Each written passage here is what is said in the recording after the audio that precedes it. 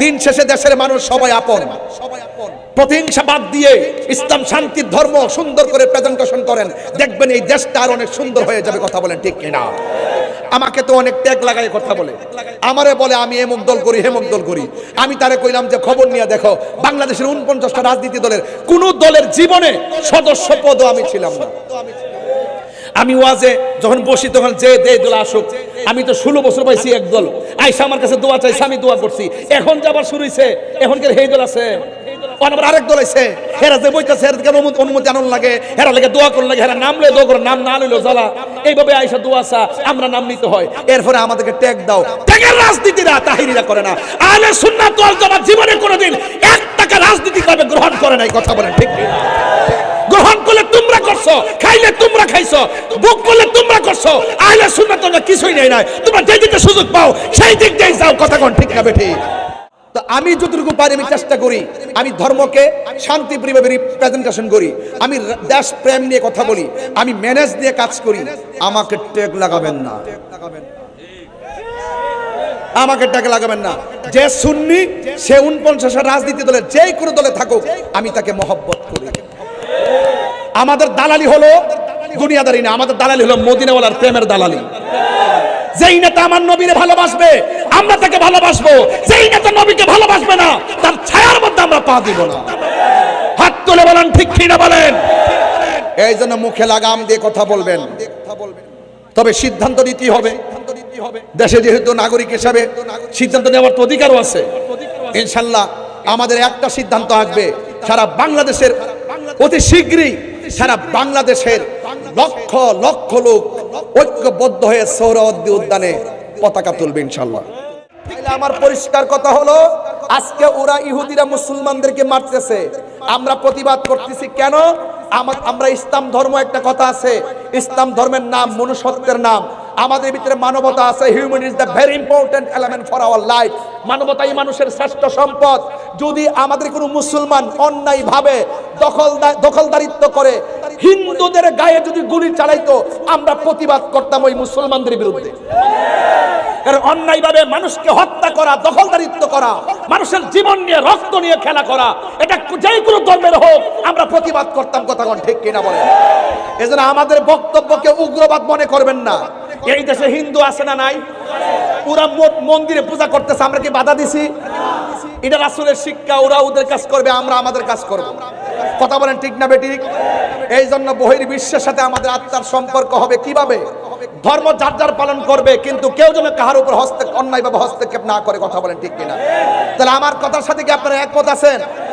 একমত আছেন? তাহলে আমার দেশের মধ্যে কিন্তু কিছু দালাল আছে। এই দালালগুলোর কারণে কিন্তু আমরা আসল কাজ করতে পারি না। এই দালালগুলোকে এখন চিহ্নিত করতে হবে। রাজি আছেন না নাই? আর রাজি আছেন না নাই?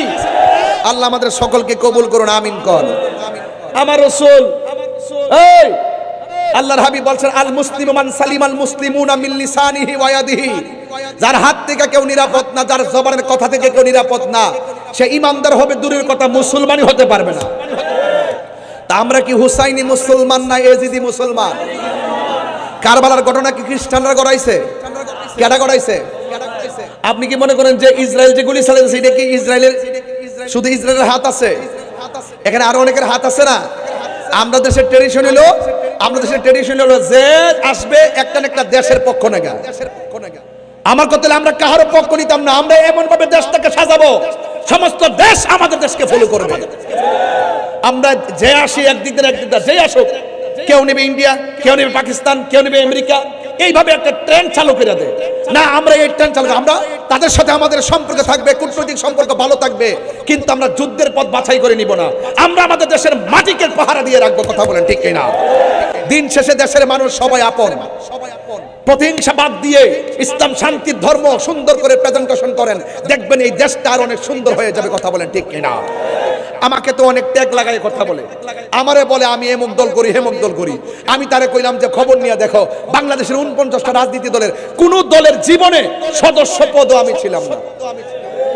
আমি ওয়াজে যখন বসি তখন যে দল আসুক, আমি তো 16 বছর পাইছি এক দল আইসা আমার কাছে দোয়া চাইছে, আমি দোয়া করছি।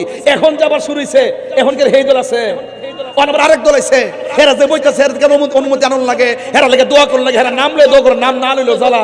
এইভাবে আয়েশা দোয়া চা, আমরা নাম নিতে হয়। এরপরে আমাদেরকে ট্যাগ দাও। ট্যাগের রাজনীতিরা তাহিরিরা করে না। আহলে সুন্নাত ওয়াল জামাত জীবনে কোনোদিন 1 টাকা রাজনীতি করবে গ্রহণ করে নাই। কথা বলেন ঠিক কি? গ্রহণ করলে তোমরা করছো, খাইলে তোমরা খাইছো, বুক করলে তোমরা করছো। আহলে সুন্নাত তোমরা কিছুই নেই না। তোমরা যেই দিকে সুযোগ পাও সেই দিক দিয়ে যাও। কথা কোন ঠিক না বেঠিক?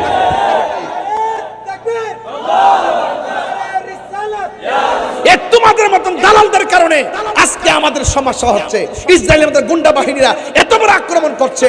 আসেন এই যে আমি আমার তৌফিক অনুযায়ী দেখেন, আমি ইসরায়েলের আক্রমণে মুসলমানদের নির্যাতিত হয়েছেন খায়া না খায়া, আমি আমার তৌফিক অনুযায়ী আমি টাকা পাঠাইছি। গত পরশুদিন আমার ত্রাণ ফিলিস্তিন গাজায় গিয়ে পড়ছে। মারহাবা কর না কেন? তো আমি যতটুকু পারি আমি চেষ্টা করি, আমি ধর্মকে শান্তিপ্রিয়ভাবে রিপ্রেজেন্টেশন করি, আমি দেশ প্রেম নিয়ে কথা বলি, আমি ম্যানেজ নিয়ে কাজ করি। আমাকে ট্যাগ লাগাবেন না, আমাকে ট্যাগ লাগাবেন না। যে সুন্নি সে 49 রাজনীতি দলের যেই কোনো দলে থাকুক, আমি তাকে মহব্বত করি। আমাদের দালালি হলো দুনিয়াদারি না, আমাদের দালালি হলো মদিনাওয়ালার প্রেমের দালালি।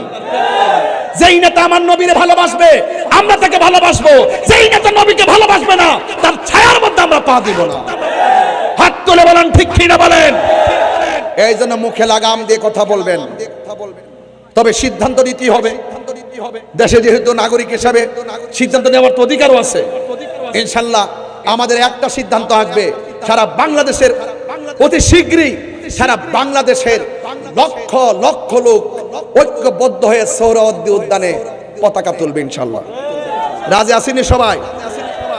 এখানে একটা গজলের বই আছে, যদি পারেন 50 টাকা দিয়ে নিয়ে যান। আল্লাহ আমাদের সকলকে বোঝার তৌফিক দান করুন। আমার কথা কি রাগ করছেন? রাগ করছেন?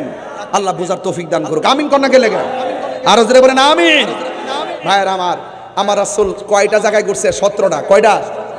17 জায়গায় কি হাসছে না কাঁদছে? আচ্ছা কাঁদছে কি নিজের জন্য না উম্মতের জন্য? এই যে নিজের জন্য না উম্মতের জন্য?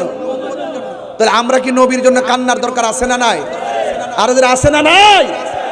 কেল্লে গাছে পাগল হইছি কি রে? দেখেন এই যে মসজিদ আকসাটা, এই আকসার ভিতরে আমার নবী মেরাজে যাওয়ার সময় নিজে ইমামতি করছেন।